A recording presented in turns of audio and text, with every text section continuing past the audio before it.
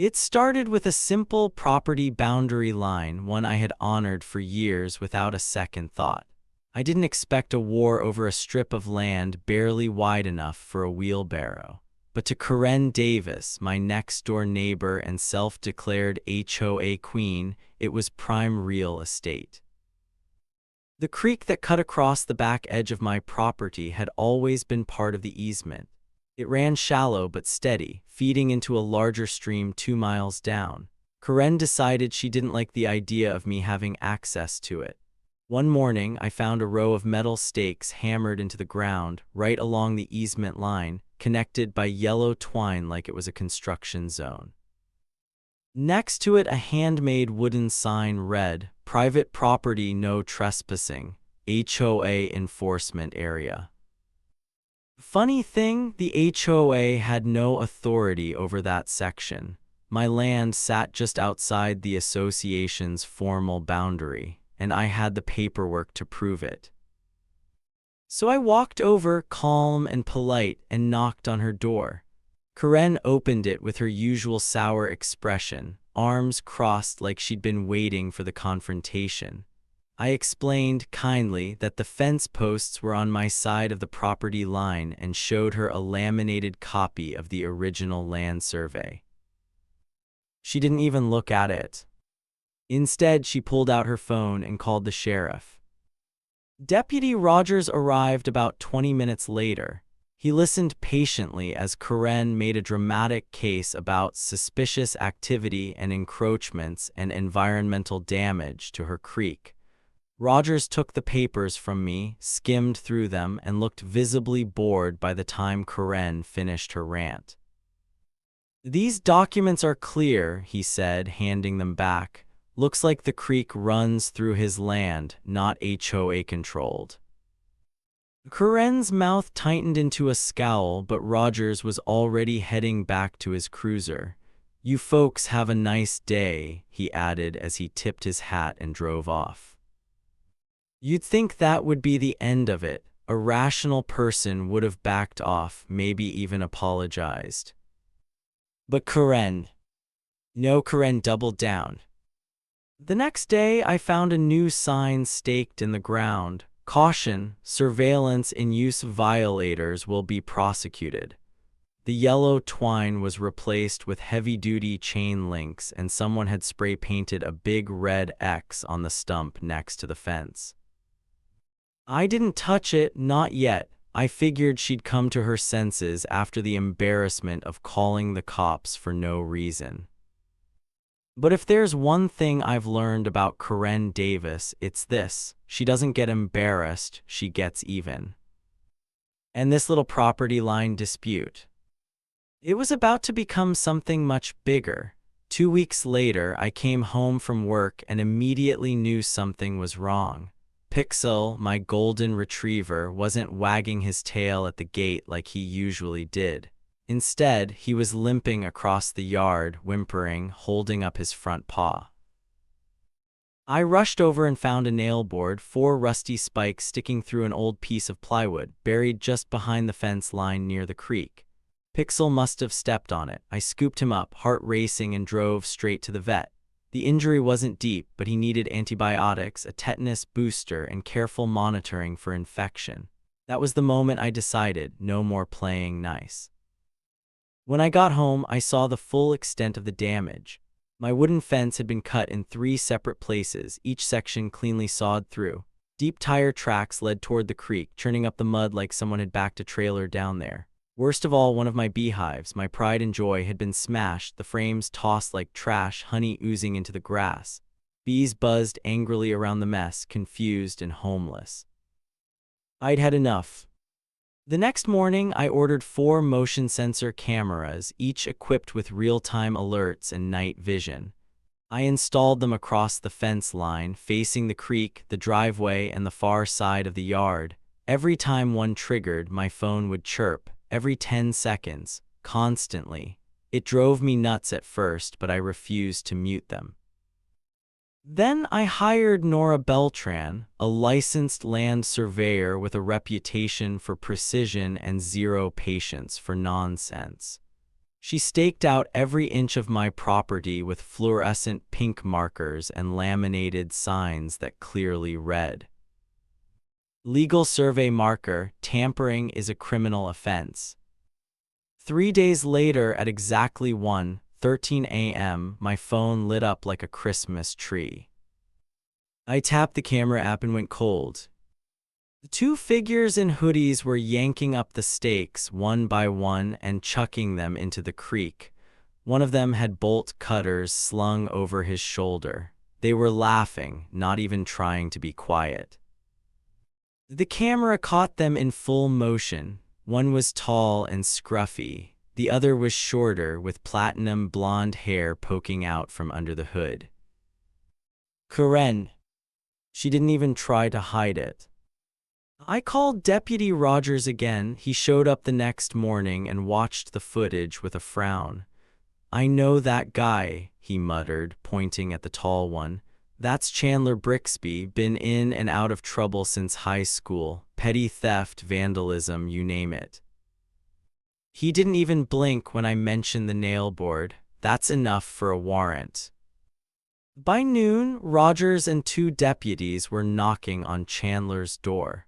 The body cam footage later showed Chandler answering in pajama pants and claiming he'd been asleep all night. Rogers showed him a still image of Chandler's face, mid-grimace, holding bolt cutters at 1:13 a.m. Chandler shut up. Then they went to Karen's house. She was smug at first until Rogers found the missing survey stakes in her garage, along with the laminated placards, a half-empty can of red spray paint, and bolt cutters with mud on the blades. Karen tried to lie. "Chandler must have put that stuff there without telling me." But Rogers just shook his head. "That's not how this works." Both were arrested on the spot: criminal mischief, trespassing, and destruction of property. Karen was out on bond by lunchtime. Chandler wasn't so lucky. Turned out he was on probation from a 2021 check kiting scheme, and this new arrest triggered a no-bond hold. Suddenly, this wasn't just about a fence anymore. This was about to get serious. 2 weeks later, I came home from work and immediately knew something was wrong. Pixel, my golden retriever, wasn't wagging his tail at the gate like he usually did. Instead, he was limping across the yard, whimpering, holding up his front paw. I rushed over and found a nail board, 4 rusty spikes sticking through an old piece of plywood, buried just behind the fence line near the creek. Pixel must have stepped on it. I scooped him up, heart racing, and drove straight to the vet. The injury wasn't deep, but he needed antibiotics, a tetanus booster, and careful monitoring for infection. That was the moment I decided, no more playing nice. When I got home, I saw the full extent of the damage. My wooden fence had been cut in 3 separate places, each section cleanly sawed through. Deep tire tracks led toward the creek, churning up the mud like someone had backed a trailer down there. Worst of all, one of my beehives, my pride and joy, had been smashed, the frames tossed like trash, honey oozing into the grass. Bees buzzed angrily around the mess, confused and homeless. I'd had enough. The next morning, I ordered 4 motion sensor cameras, each equipped with real-time alerts and night vision. I installed them across the fence line, facing the creek, the driveway, and the far side of the yard. Every time one triggered, my phone would chirp. Every 10 seconds, constantly. It drove me nuts at first, but I refused to mute them. Then I hired Nora Beltran, a licensed land surveyor with a reputation for precision and zero patience for nonsense. She staked out every inch of my property with fluorescent pink markers and laminated signs that clearly read, "Legal survey marker, tampering is a criminal offense." 3 days later, at exactly 1:13 a.m., my phone lit up like a Christmas tree. I tapped the camera app and went cold. The two figures in hoodies were yanking up the stakes one by one and chucking them into the creek. One of them had bolt cutters slung over his shoulder. They were laughing, not even trying to be quiet. The camera caught them in full motion. One was tall and scruffy. The other was shorter, with platinum blonde hair poking out from under the hood. Karen. She didn't even try to hide it. I called Deputy Rogers again. He showed up the next morning and watched the footage with a frown. "I know that guy," he muttered, pointing at the tall one. "That's Chandler Brixby, been in and out of trouble since high school. Petty theft, vandalism, you name it." He didn't even blink when I mentioned the nail board. That's enough for a warrant. By noon, Rogers and 2 deputies were knocking on Chandler's door. The body cam footage later showed Chandler answering in pajama pants and claiming he'd been asleep all night. Rogers showed him a still image of Chandler's face, mid-grimace, holding bolt cutters at 1:13 a.m. Chandler shut up. Then they went to Karen's house. She was smug at first until Rogers found the missing survey stakes in her garage, along with the laminated placards, a half-empty can of red spray paint, and bolt cutters with mud on the blades. Karen tried to lie. "Chandler must have put that stuff there without telling me." But Rogers just shook his head. "That's not how this works." Both were arrested on the spot: criminal mischief, trespassing, and destruction of property. Karen was out on bond by lunchtime. Chandler wasn't so lucky. Turned out he was on probation from a 2021 check kiting scheme, and this new arrest triggered a no-bond hold. Suddenly, this wasn't just about a fence anymore. This was about to get serious. With Chandler sitting in county lockup and Karen barely out on bond, I thought maybe, just maybe, the worst was behind me. I was wrong. A week later, my lawyer, Elliot Granger, called me and said, "You're not going to believe this. The HOA paid for that gate Karen installed across your driveway." "Excuse me." "Yeah, we subpoenaed the HOA's financials. Guess who signed the check?" "Let me give you one guess." "Chandler Brixby." The check, a cashier's check for $3,500, was drawn directly from the HOA reserve account. That same gate that Karen had used to block my access to my own property had been paid for with HOA funds, my dues included. Now it was personal. Elliot dug deeper. Over the next few weeks, we combed through the HOA's books with a fine-tooth comb. Chandler, it turned out, was the HOA's unofficial treasurer, even though he was never formally elected. He just kind of slid into the position. Nobody questioned it until now. What we uncovered was enough to make your head spin. 7 cashier's checks, all labeled as grounds improvements. But no receipts, no proof of work, no contracts, just vague notations like beautification, gate install, and property line cleanup. The total, $46,900. Nearly 50 grand gone. The HOA board, which had been mostly silent up to this point, held an emergency meeting. I wasn't invited, but I didn't need to be. The next day, a letter appeared in my mailbox, signed by all 4 board members. It read, "We are deeply sorry for what has occurred. The board has voted unanimously to press charges against Mr. Chandler Brixby. Thank you for your courage and persistence in protecting our community." Things moved quickly after that. The sheriff's office handed the case to Detective Miriam Page, a bulldog from the county's white-collar crimes division. She seized Chandler's laptop, hard drives, and even his printer. And what she found: forged receipts, fake meeting minutes, a digital template for the HOA's neon green approved stamp. He'd even made up contractor names, complete with fake websites and disconnected phone numbers. It was a full-blown embezzlement operation, and the gate across my driveway was just the most visible symptom. But here's the kicker. One of the fraudulent payments, labeled as consulting services, was traced to Karen Davis's personal bank account. $8,750. That's when Elliot leaned across his desk and said, "You see what this is now, right? This wasn't just property harassment. This was a planned land grab. They were working together." Karen lawyered up immediately. She hired some big-shot defense attorney named James Hall, who charged $600 an hour and refused to say anything beyond, "My client has no comment at this time."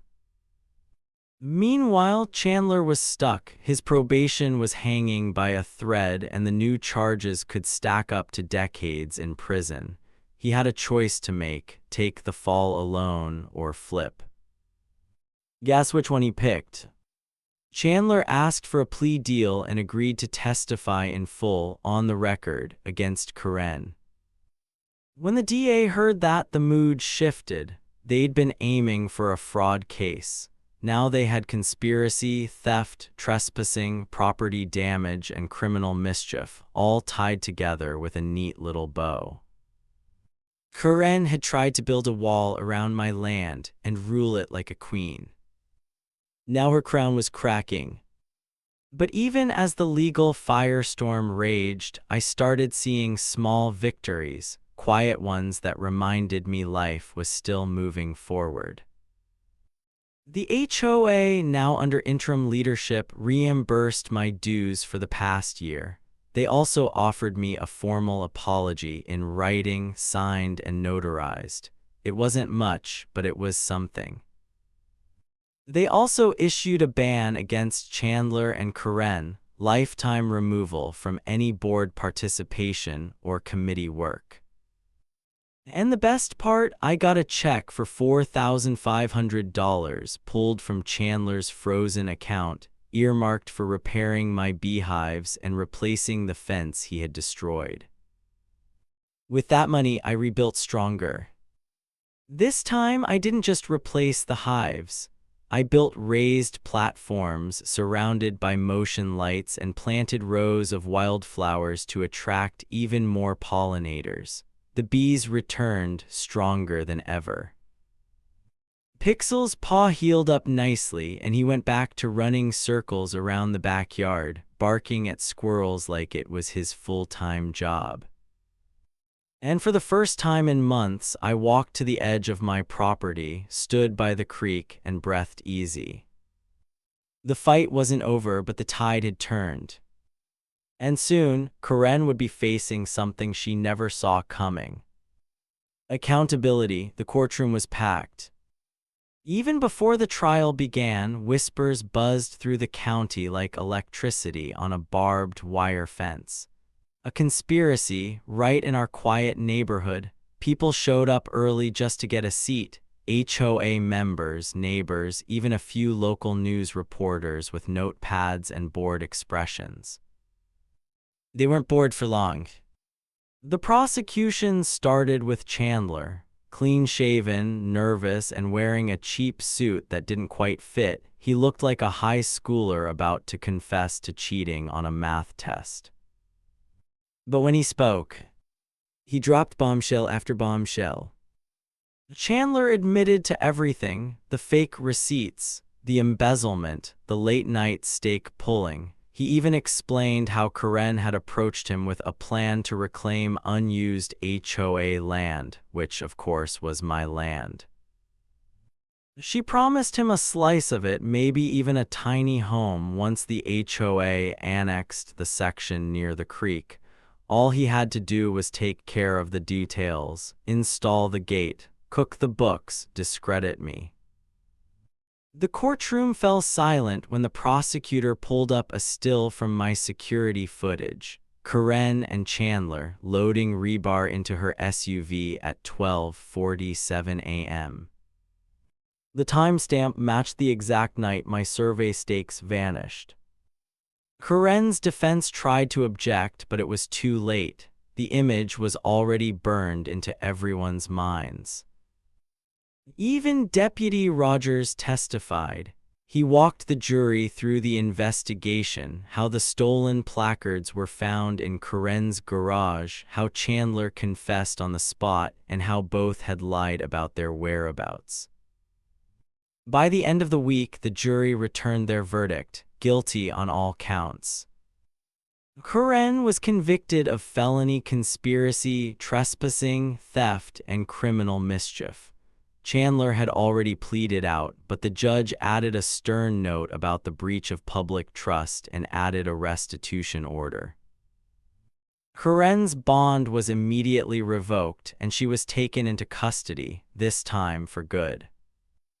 She got 18 months in prison, plus 5 years of probation, and was ordered to pay $32,000 in damages to me and $46,900 back to the HOA.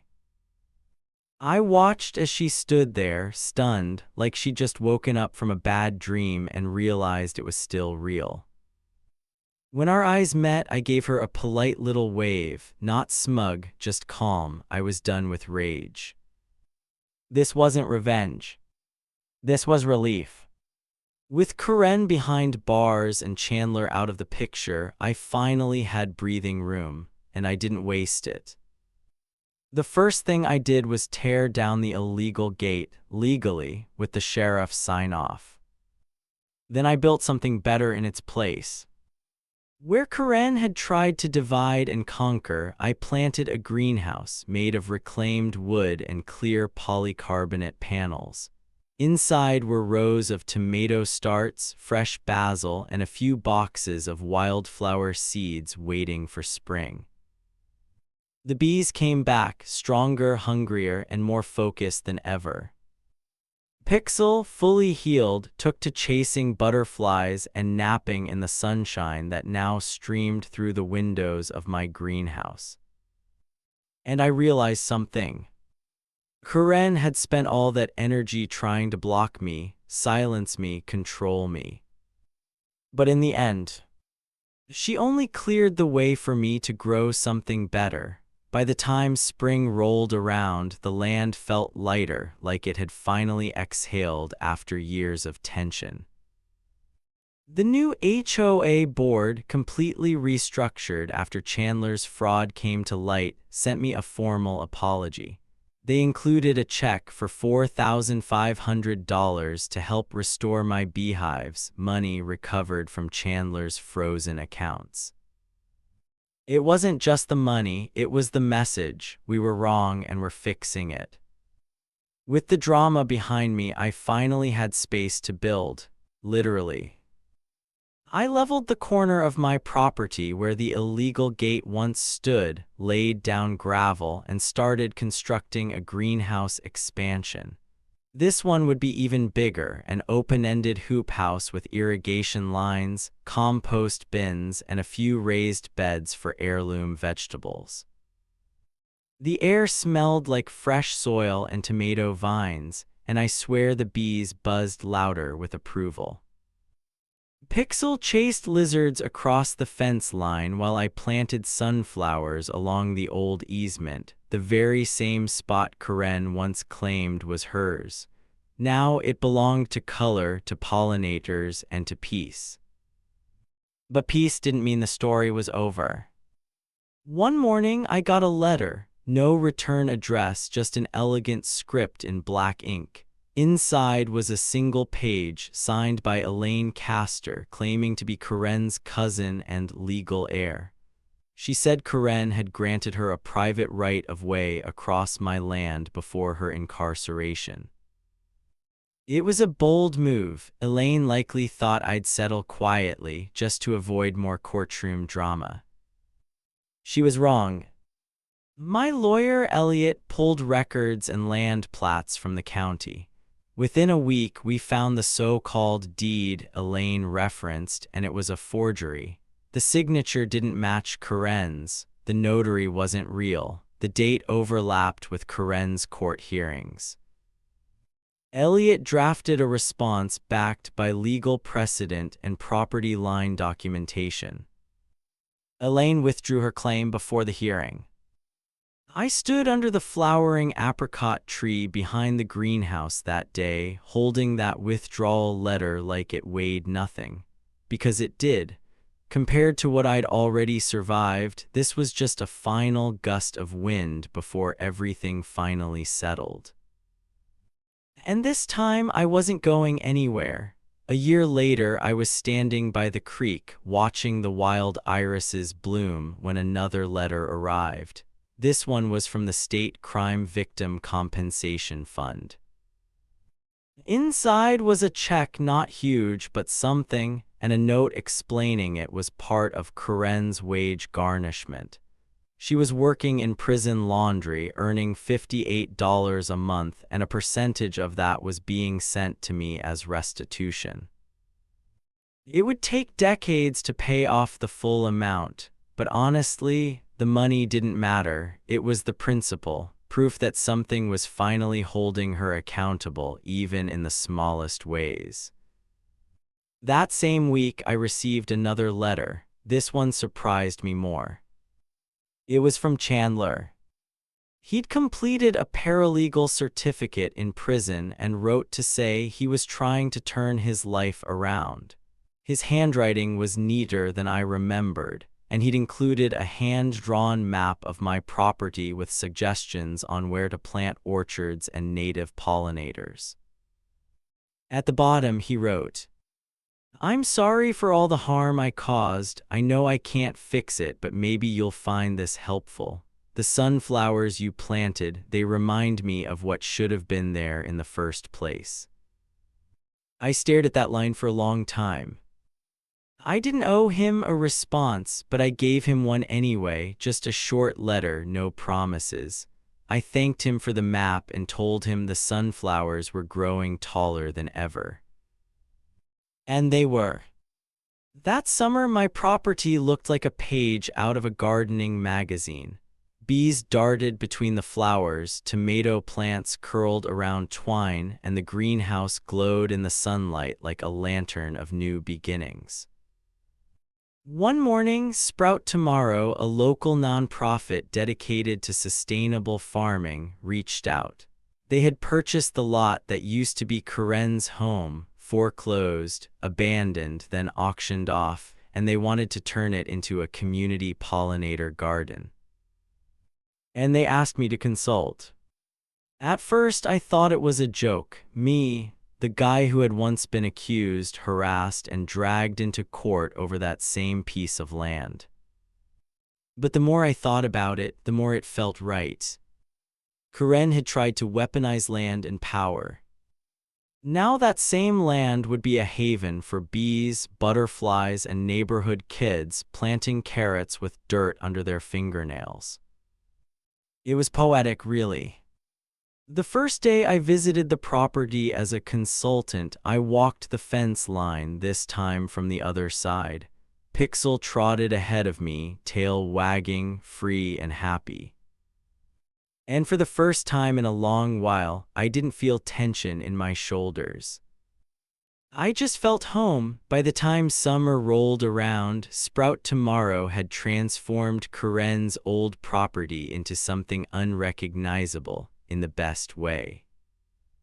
What used to be a fortress of fences, HOA signs, and freshly painted surveillance warnings was now a wide-open space filled with raised garden beds, trellises of climbing beans, and rows of native wildflowers buzzing with bees.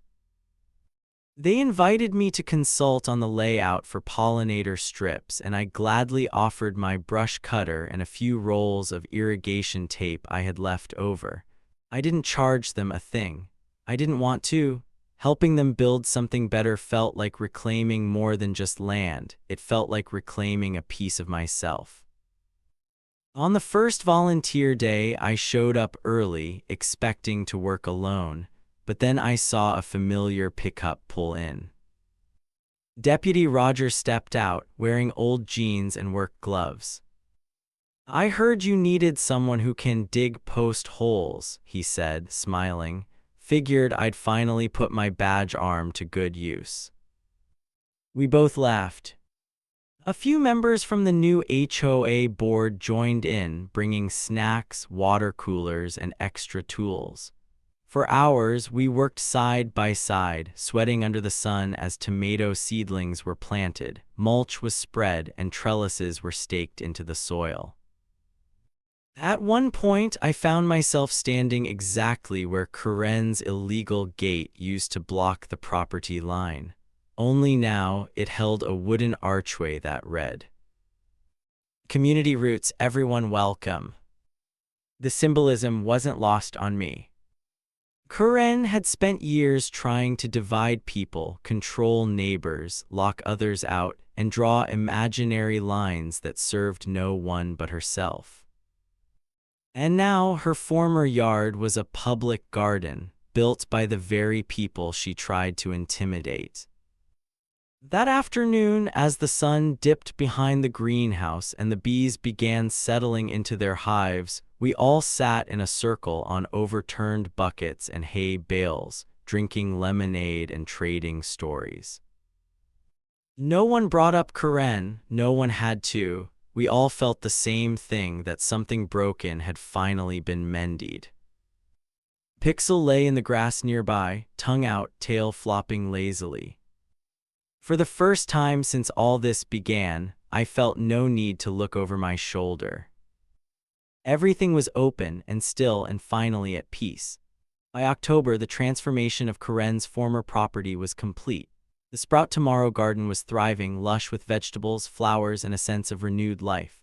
The community gathered for their first harvest dinner, showcasing dishes made from the produce grown right on that land: roasted butternut squash, garlic honey carrots, and heirloom tomato bruschetta.